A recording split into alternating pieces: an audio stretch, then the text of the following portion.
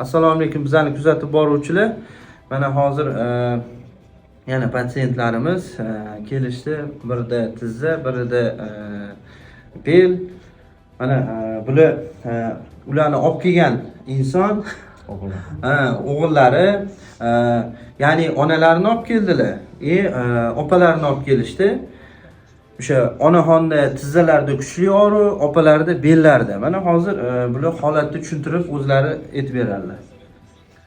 Mana ko'z temasdan og'riq bor, tizzalarda ancha yaxshi hozir. Mana birinchi kuni yaxshi bo'ldi, sezilarli darajada. Ko'z temasdan, xudo xolasa bu yog'iga ham yaxshi bo'lib ketadi. Sizlarga rahmat. Ishinglarga rivoj. Xudo xolasa yaxshi bo'lib ketsin. O'zi siz mana tashqaridan ko'rgan odam bemor qanchalik holatini biladi-da. Yurishlari hozir qanaqa o'zgardimi? O'zgarish bor.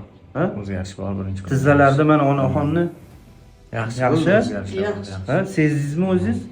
Endi avvalambor bemorlar o'zligini holatini qanchaligini tushuntirib aytishadi.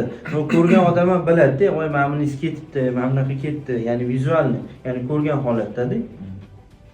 Molaji yoqdimi? Yoqdi, xudo xolasa. Kelamiz yana. Xudo shifo bersin.